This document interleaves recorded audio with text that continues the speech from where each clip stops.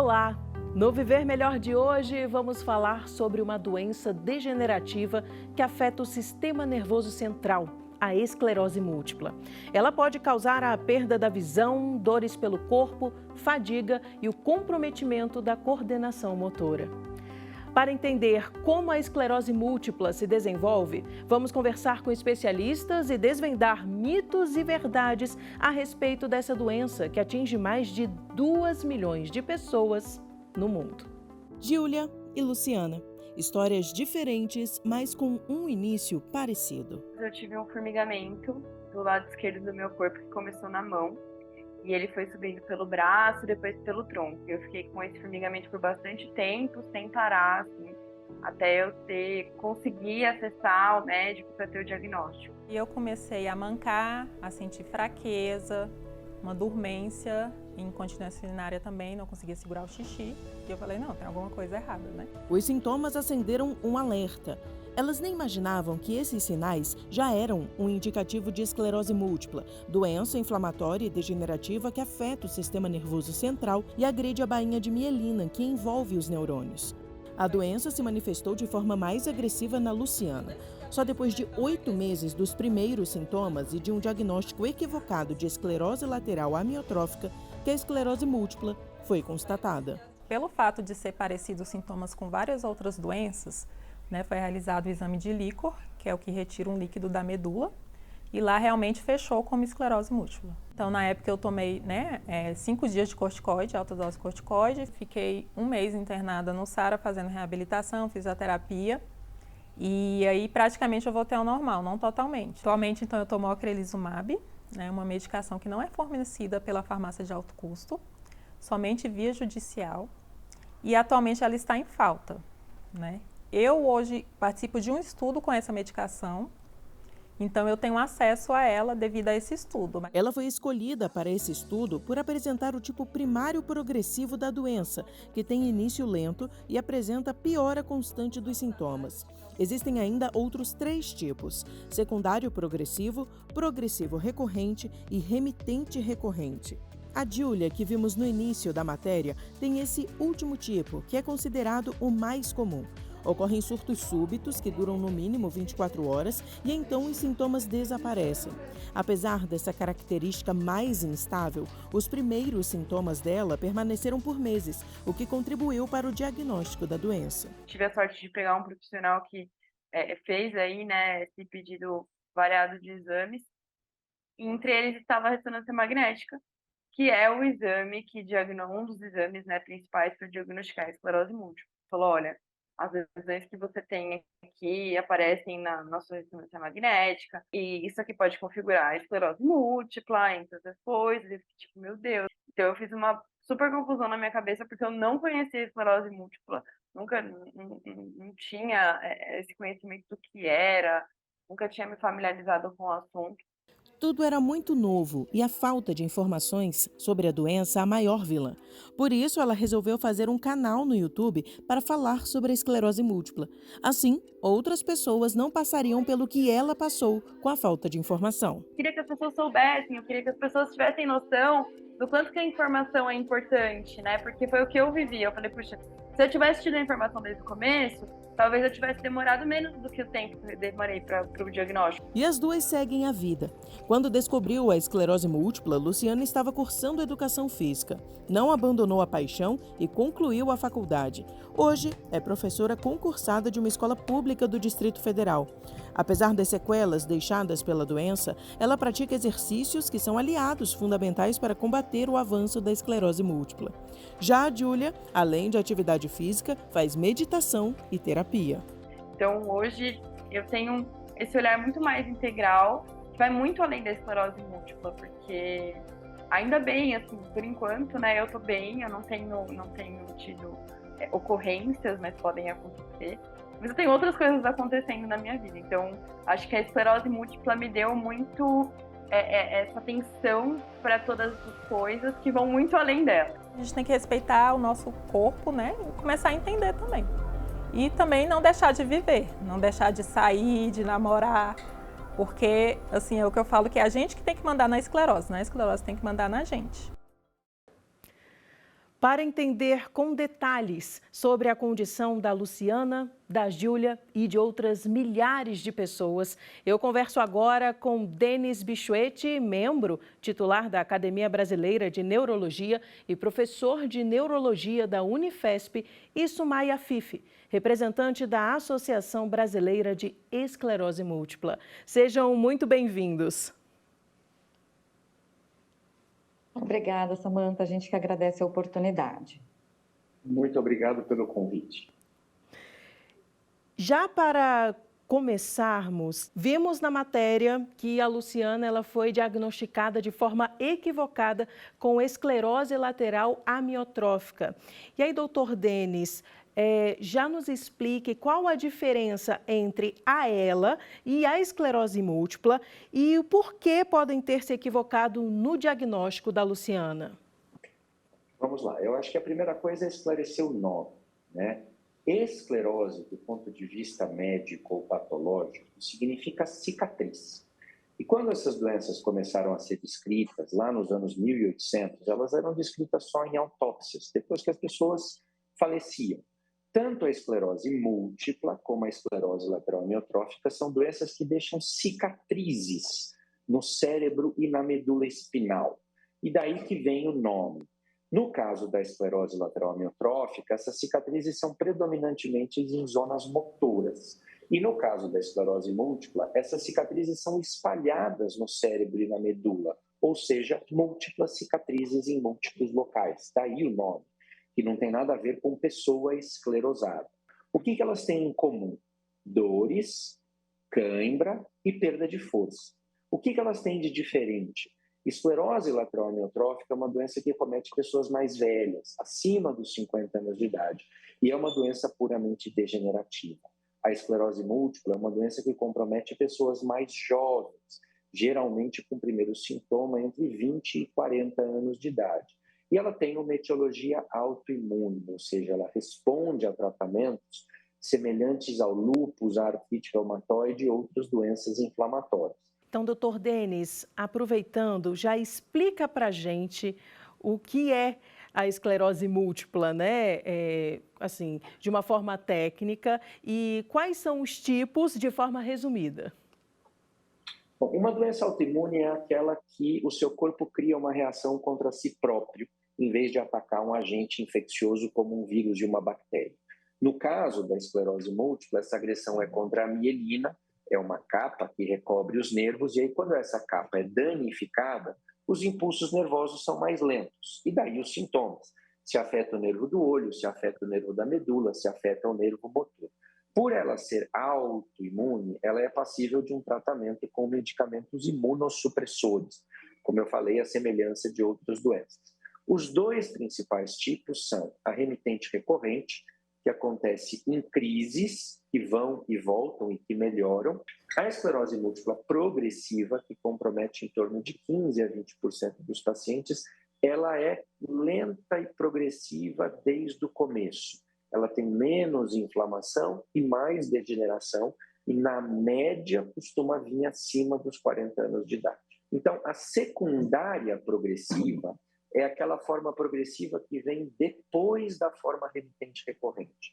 Isso a gente vê em pessoas que não trataram a esclerose múltipla desde o começo, que não foram diagnosticados precocemente ou que não procuraram um tratamento convencional.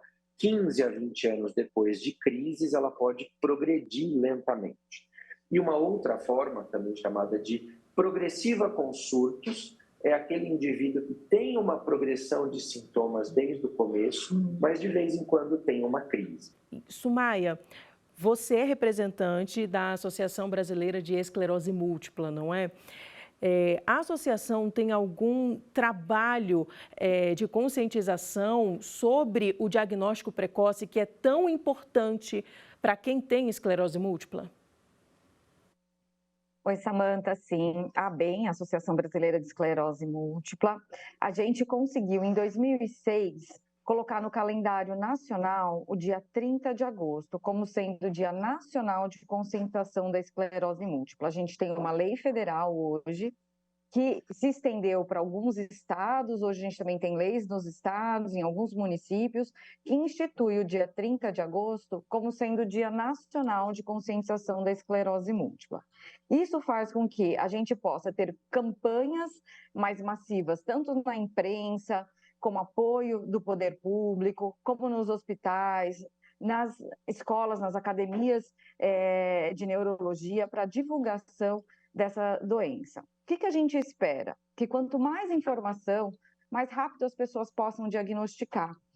Todas as nossas campanhas dos últimos anos têm se dedicado à atenção primária no SUS, né? Aos pronto-socorros, nos hospitais privados, para que esses médicos de primeiro atendimento possam identificar que talvez aquele sintoma ou aquela lesão que aquele paciente apresenta pode sugerir um sintoma neurológico que pode ser uma esclerose múltipla. Lembrando que aqui no Brasil a gente tem 40 mil brasileiros com esclerose múltipla. É um número considerável, né? E, doutor Denis, nós podemos dizer que existe um sintoma principal que já acende um alerta para, opa, investiga esclerose múltipla, que pode ser isso. Tem esse sintoma? Existem vários, tá? Eu acho que a gente pode citar que qualquer pessoa que tenha sintomas neurológicos recorrentes, o que eu chamo de recorrentes, que vão e voltam, especialmente duram mais do que dias ou semanas, podem ser pessoas com suspeita, não diagnóstico, de esclerose múltipla. Então, o que são sintomas recorrentes? Embaçamento em um ou ambos os olhos, visão dupla, formigamento em um lado do corpo ou em ambas as pernas, por exemplo, dificuldade para caminhar ou coordenação. Mudança da coordenação, por exemplo, pode ser evidente em mudança da escrita. Então, a minha letra de mão começa a mudar ou eu começo a teclar um pouquinho errado. E, com muita frequência, uma sensação de fadiga que é exacerbada pelo calor e alguma alteração de memória. Mas o que é importante, Samantha? Esses sintomas precisam ser persistentes por mais do que dias a semanas, melhorarem e piorarem ao longo de um largo espaço de tempo, por exemplo, meses ou anos, e que eles são também comuns a outras situações. Mas quais são as possibilidades de tratamento e o que diminui a progressão da esclerose múltipla, doutor Denis? O ideal é que eu possa escolher um tratamento baseado em características individuais do paciente. E isso envolve o tipo de esclerose, isso envolve se é uma doença mais ativa ou menos ativa, e às vezes no protocolo vigente que a gente tem hoje no sistema público, eu não tenho a permissão de usar remédios mais potentes precocemente.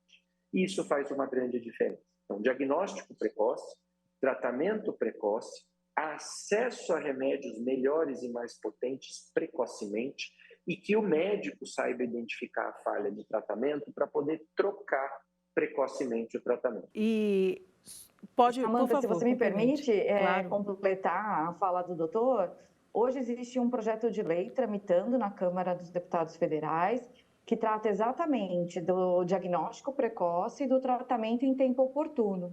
Né? Esse projeto realmente muda o cenário de tratamento da esclerose múltipla aqui no Brasil, porque a gente preconiza que todos os estudos mostram que a janela de oportunidade de tratamento com melhor eficácia se dá nos primeiros 6 meses, né, de diagnóstico dessa doença. Então, se a gente consegue diagnosticar e tratar dentro dessa janela de maior eficiência de tratamento, a gente consegue manter pessoas jovens economicamente ativas na sociedade, producentes, as mulheres poderão ter seus filhos, realizar sonhos de maternidade, carreiras, enfim. Certo. E, doutor Denis, a esclerose múltipla, ela tem cura? A resposta direta, Samantha, é não. Né? Como toda doença autoimune, ela é uma doença crônica que vai acompanhar o indivíduo por muito e muito tempo, se não até a senescência. Mas aí vamos mudar essa pergunta. Os pacientes perguntam, eu posso ter uma vida normal? Eu respondo, pode, mas a gente abre aspas. A sua vida será normal aos olhos dos outros. Se eu tiver a disciplina, eu tenho consultas médicas periódicas, eu tenho que usar um remédio, eu tenho que fazer controle medicamentoso, eu vou ter que fazer exames periódicos e eu tenho que me cuidar. Viver Melhor faz uma breve pausa e volta já com nossos especialistas e mais informações sobre a esclerose múltipla. No quadro Avanços, uma descoberta que vai fazer uma grande diferença para o diagnóstico da doença. Os detalhes a seguir.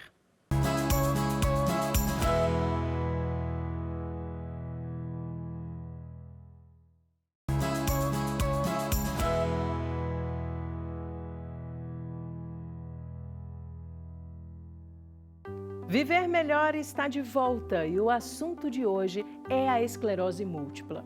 Ela é uma doença degenerativa, então descobrir logo no início é fundamental. Mas um estudo realizado em Portugal foi capaz de classificar um doente com esclerose múltipla com 80% de certeza, avaliando um conjunto de 8 proteínas específicas. Vamos conferir no quadro Avanços.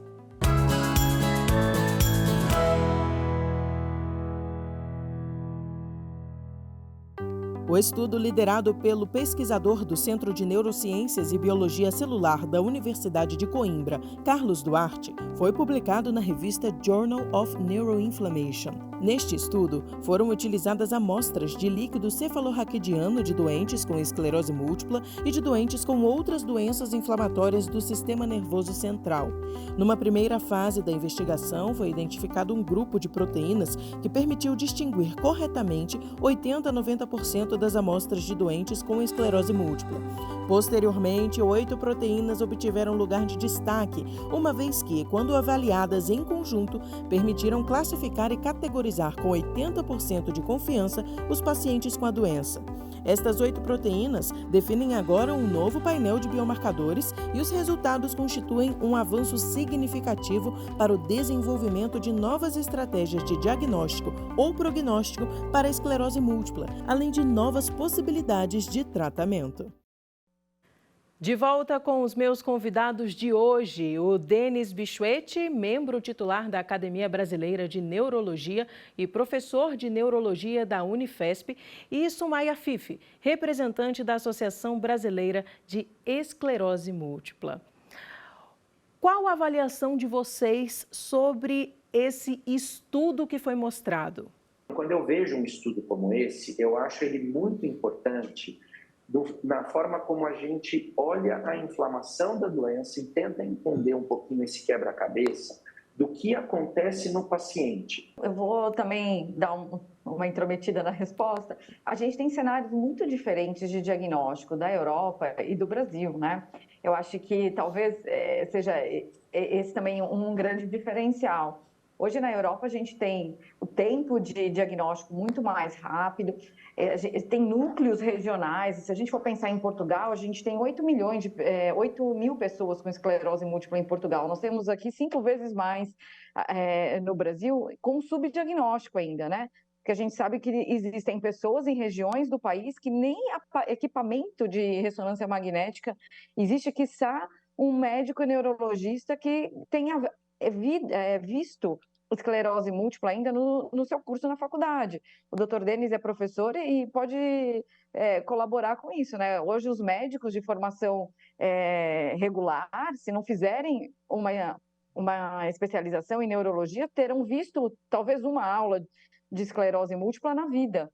Então, talvez a gente aqui no Brasil precise trabalhar muito mais a capacitação desses profissionais da atenção primária, né, da porta de entrada do acesso aos serviços de saúde, do que efetivamente pensar já na possibilidade do exame de líquor, que nem é coberto também pelo SUS, né, que é uma outra barreira que a gente encontra. Não é um exame disponível pelo Sistema Único de Saúde.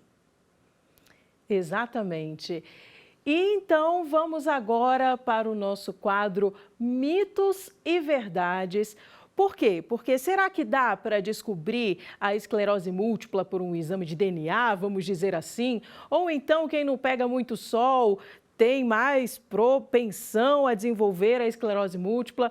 Então, vamos para o nosso quadro Mitos e Verdades, mas eu já vou começar pela questão do exame de DNA. Dá para descobrir esclerose múltipla pelo DNA? Mito ou verdade, doutor Denis? Mito. Você quer explicação curta ou longa? Média. Dá a explicação média, pronto. Tá bom. Então, se você pega uma doença como câncer de mama, por exemplo, eu tenho uma alteração genética que vai me causar câncer de mama. Por exemplo, eu tenho o gene BRCA1, que é a história das mulheres que descobrem isso e fazem uma mastectomia preventiva. Então, um gene, 100% de chance de doença. Se eu pego uma doença autoimune, como esclerose múltipla, até lúpus ou artrite reumatoide, tem mais de 120 alterações genéticas que interagem entre si, aumentando esse risco. E se eu tiver 2 gêmeos idênticos, por exemplo, e um tiver esclerose múltipla, a chance do outro ter é de só 30%. O que mostra que você não basta ter a alteração genética predisponente. Existe uma série de fatores de interação com o meio ambiente e estilo de vida que favorecem o desenvolvimento de uma doença autoimune. Por isso que um exame de DNA não vai dar este diagnóstico precoce. O próximo mito e verdade é: quem não toma sol tem mais propensão a desenvolver a esclerose múltipla. Mito ou verdade, doutor Denis? Essa é uma meia-verdade, Samantha. Então, lembra quando eu comentei que se eu tiver 2 gêmeos idênticos, a correspondência não é igual se um tem esclerose múltipla ou o outro não tem? A gente reconhece hoje que, somado aos fatores genéticos, tem fatores ambientais de estilo de vida que aumentam o meu risco de desenvolver esclerose múltipla. Então, vamos lá. Obesidade abdominal na adolescência, consumo de alimentos ultraprocessados, sedentarismo, tabagismo, privação crônica de sono e, no meio destes fatores, baixos níveis de vitamina D, que tem um pouco de relação com o sol, mas também tem relação com a alimentação, é um fator contribuinte para o risco de eu desenvolver esclerose múltipla. Então depende. E tem uma outra questão também que veio à tona recentemente, que quem tem o vírus Epstein-Barr tem mais chances de ter a esclerose múltipla. E aí eu já quero solucionar essa questão com vocês.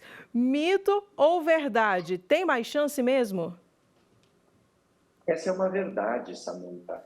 Mas, de novo, não é uma verdade causa e efeito. Por quê? Porque 95% das pessoas no mundo já tiveram contato com o vírus do Epstein-Barr. Então, ter contato com o vírus do Epstein-Barr aumenta em 33 vezes a chance de eu desenvolver esclerose múltipla. Isso se soma à minha genética, que é aqueles 100 e tantos fatores, e aqueles outros fatores de risco que eu coloquei. Próximo. Quem tem esclerose múltipla em um determinado momento vai perder a mobilidade? Essa eu vou passar para você, Sumaia, porque eu sei que pela sua experiência você vai responder esse mito ou verdade. Então, é mito ou verdade? É mito, né? Aí depois o doutor completa, ou talvez uma meia-verdade. A gente vê os pacientes que recebem tratamento precoce, faz os acompanhamentos, faz a sua gestão de autocuidado, eles podem até ter uma redução, um comprometimento de alguma função, mas não perda da sua mobilidade. Certo. Então, depende, né? Varia muito de pessoa para pessoa, mas o diagnóstico precoce é o principal para conseguir tratar a esclerose múltipla logo no início e assim evitar diversas sequelas. Para finalizar, o que se pode fazer para viver melhor com a esclerose múltipla? E aí eu vou passar a bola para o doutor Denis. O que pode ser feito? Samantha, eu vou reformular a pergunta e eu vou dizer assim, o que a gente pode fazer para promover uma saúde cerebral melhor? Isso vale para todo mundo em geral e tem mais valor também para quem tem esclerose múltipla. Então, primeiro, se eu tenho uma doença crônica, que ela seja bem tratada. Seja esclerose múltipla, diabetes, hipertensão, lúpus e assim por diante. Segundo, uma boa alimentação. E uma boa alimentação não é evitar carne, leite ou glúten. Uma boa alimentação é fugir de produtos ultraprocessados, saquinhos, latinhas e companhia. Controle de peso. Atividade física é fundamental. Não consumir álcool em excesso e não fumar nada. Sumaia, gostaria de complementar? Eu sempre falo que existe um termo em inglês que a gente não tem tradução para o português, que seria o healthcare, né? Que engloba, né, a promoção, a atenção, a prevenção à saúde. Eu acho que a gente faz pouco disso no nosso dia a dia, né? Quando a gente pensa em autocuidado, a gente não só quer falar de tratamento, de medicamento, ou de reabilitação, ou de terapias complementares, mas a gente quer falar desse cuidado que o doutor acabou de colocar. É isso. Eu quero agradecer meus convidados de hoje, muito obrigada pela participação. E também quero agradecer a você que nos acompanhou em mais um Viver Melhor. Até a próxima edição. Tchau!